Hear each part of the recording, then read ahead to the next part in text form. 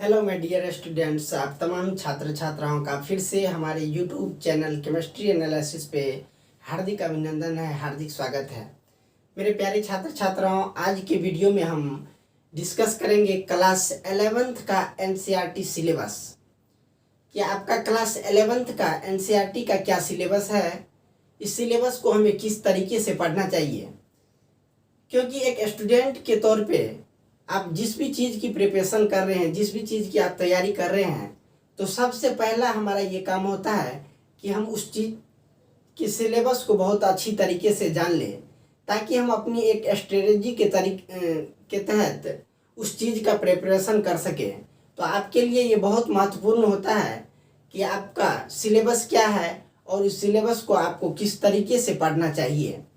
तो चलिए हम लोग देखते हैं क्लास 11th एनसीईआरटी का सिलेबस केमिस्ट्री का किसका है। आज हम लोग बात करेंगे केमिस्ट्री के सिलेबस के बारे में कि केमिस्ट्री का आपका क्लास 11th का क्या सिलेबस है। तो देखिए, हमारा पहला ही चैप्टर है क्लास 11th का। आपका पहला चैप्टर क्या है? Some basic concept of chemistry.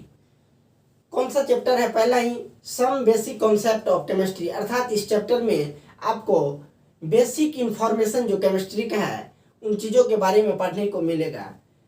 इसी चैप्टर को हम दूसरे नाम मोल कॉन्सेप्ट के नाम से भी जाने जाते हैं। बहुत सारे जो बुक्स होते हैं उसमें इसको आपको मोल कॉन्सेप्ट के नाम से दिया होता है। तो आप some basic concept of chemistry कहिए या मोल कॉन्सेप्ट, दोनों एक ही चीज़ें होता है। सेकेंड चैप्टर है आपका एटॉमिक स्ट्रक्चर, या हम इसे कहते हैं स्ट्रक्चर ऑफ एटम।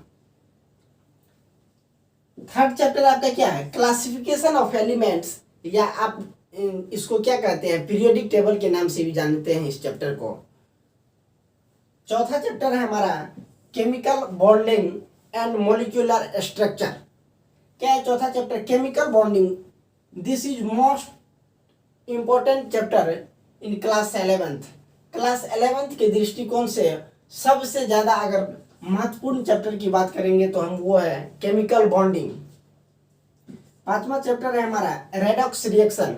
ये भी चैप्टर बहुत ही ज़्यादा महत्वपूर्ण है, क्योंकि ये इस चैप्टर के बिना आप क्लास 12th का इलेक्ट्रोकेमिस्ट्री नहीं पढ़ सकते हैं। जब तक आप लोगों को रेडॉक्स रिएक्शन के बारे में जानकारी नहीं होगी तो आप क्लास 12th के इलेक्ट्रोकेमिस्ट्री को बहुत अच्छी तरीके से नहीं समझ सकते हैं। छठा चैप्टर है आपका हाइड्रोजन। इनऑर्गेनिक केमिस्ट्री का एक बहुत ही महत्वपूर्ण चैप्टर है क्या? हाइड्रोजन। सातवां चैप्टर है आपका जनरल ऑर्गेनिक केमिस्ट्री।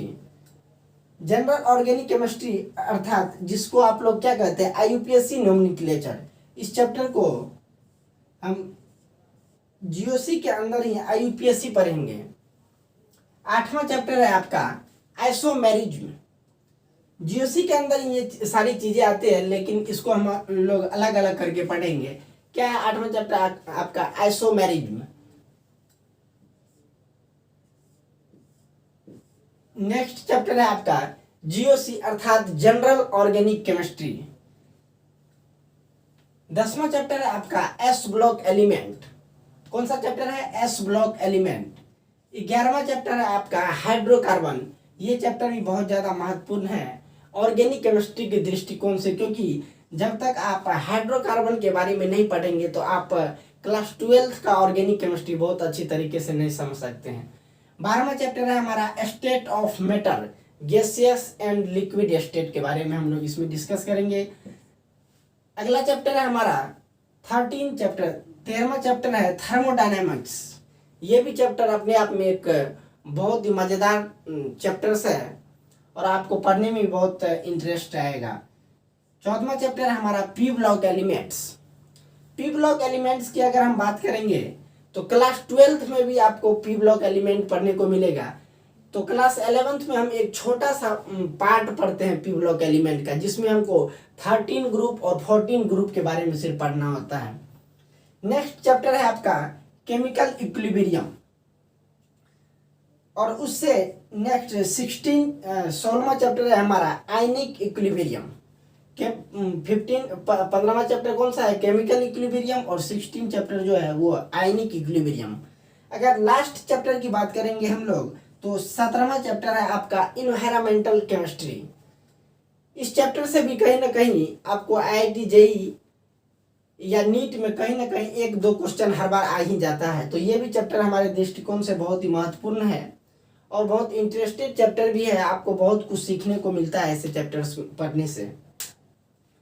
तो ये आप लोगों का क्लास 11th का NCERT का कंप्लीट सिलेबस है केमिस्ट्री का। तो अब सवाल उठता है कि सर हम इस चैप्टर, ये जो 17 चैप्टर है, 17 चैप्टर है, इसमें बहुत ज़्यादा महत्वपूर्ण चैप्टर कौन कौन से हैं, तो उसके बारे में हम लोग अभी डिस्कस करेंगे। कुछ ऐसे चैप्टर हैं क्लास 11th के जिसके बिना आप कह सकते हैं कि केमिस्ट्री को आप बहुत अच्छे तरीके से नहीं समझ सकते हैं विदाउट एनी चैप्टर्स। कुछ चैप्टर्स हैं जो आपको क्लास 12 से लिंकेज है तो आप उसे क्लास 12th में भी पढ़ सकते हैं, बट कुछ ऐसे चैप्टर्स हैं बगैर इसे पढ़े हुए आप क्लास 12th में बहुत अच्छा केमिस्ट्री में नहीं कर सकते हैं। तो उस चैप्टर के बारे में हम लोग डिस्कस करते हैं। पहला ही चैप्टर बहुत ही महत्वपूर्ण चैप्टर है आपके दृष्टिकोण से, some basic concept of chemistry या मोल कॉन्सेप्ट। इस चैप्टर से केमिस्ट्री में आपका एक कॉन्सेप्ट डेवलप होता है जिसके तौर पे आप धीरे धीरे केमिस्ट्री में रन करना सीखते हैं। दूसरा चैप्टर है आपका एटॉमिक स्ट्रक्चर या स्ट्रक्चर ऑफ एटम। ये चैप्टर भी बहुत ही महत्वपूर्ण चैप्टर है, एटॉमिक स्ट्रक्चर। इसमें आपको बहुत कुछ सीखने को मिलता है। तीसरा चैप्टर है आपका क्लासिफिकेशन ऑफ एलिमेंट, या जिसे हम लोग क्या कहते हैं, पीरियोडिक टेबल। तो आप लोग जानते ही हैं कि पीरियोडिक टेबल हमारे लिए बहुत महत्वपूर्ण है। इससे बहुत सारा, इस चैप्टर से IIT या नीट की बात करें तो बहुत सारा क्वेश्चंस आता है जो बहुत इजी भी होता है, बहुत इजी भी है और बहुत महत्वपूर्ण भी है ये चैप्टर। चौथा चैप्टर है, ये ट्रिपल स्टार आप लोग इसको कर सकते हैं, केमिकल बॉन्डिंग का। पूरे केमिस्ट्री का बैकबोन हम कहा जाता है केमिकल बॉन्डिंग को, इसलिए बगैर इस चैप्टर के आप केमिस्ट्री को बहुत अच्छे तरीके से नहीं समझ सकते हैं। पांचवा चैप्टर है हमारा रेडॉक्स रिएक्शन। मैंने पहले भी बताया कि रेडॉक्स रिएक्शन एक छोटा सा चैप्टर है लेकिन बहुत ही यूजफुल चैप्टर है, क्योंकि ऐसे चैप्टर्स पढ़ने से हमें क्लास 12th के जो कुछ चैप्टर्स हैं वो बहुत आसान तरीके से समझ आता है। उसके बाद अगर हम लोग बात करेंगे तो GOC जनरल ऑर्गेनिक केमिस्ट्री और IUPAC, ये दोनों चैप्टर बहुत ही महत्वपूर्ण है, क्योंकि आप बगैर IUPAC के आप ऑर्गेनिक केमिस्ट्री नहीं समझ सकते हैं, बहुत अच्छा आप ऑर्गेनिक केमिस्ट्री में नहीं कर सकते हैं। उसके बाद है जनरल ऑर्गेनिक केमिस्ट्री। जब तक आप क्लास 11th का GOC नहीं पढ़ेंगे तो क्लास 12th के जो ऑर्गेनिक के चैप्टर्स हैं, या हम कह सकते हैं कि क्लास 12th में जो रिएक्शन मैकेनिज्म है वो आपको बहुत अच्छा तरीका से समझ नहीं आता है। तो इसलिए हम लोगों के लिए GOC भी बहुत महत्वपूर्ण है।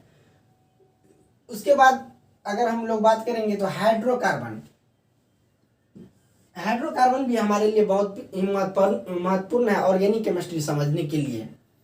अदरवाइज इसके अलावा अगर हम चैप्टर की बात करेंगे, जैसे हम P ब्लॉक की बात करेंगे या S ब्लॉक की बात करेंगे, तो ये क्लास 12th में भी हमें पढ़ने को मिलता है। तो इसलिए अगर हम, तो ये चैप्टर जो है जिसमें हम टिक किया है, तो ये चैप्टर आप लोगों के लिए बहुत महत्वपूर्ण है और आप लोगों को ऐसे चैप्टर्स को बहुत अच्छे तरीके से और बहुत डेप्थ में पढ़ना चाहिए, ताकि आपका कॉन्सेप्ट क्लियर हो सके और आप केमिस्ट्री में बहुत अच्छा कर सकें। तो आई होप कि ये इन्फॉर्मेशन आप लोगों को बहुत ही अच्छी लगी होगी। अगर आप लोग नोट करना चाहते हैं तो ये करके रख सकते हैं, क्योंकि ये चीज़ें आपके लिए बहुत महत्वपूर्ण होता है, क्योंकि जब तक आपको आपके सिलेबस के बारे में जानकारी नहीं होगा तो आप बहुत अच्छी तैयारी नहीं कर सकते हैं। तो मिलते हैं हम लोग अगले वीडियो में, तब तक के लिए जय हिंद, वंदे मातरम।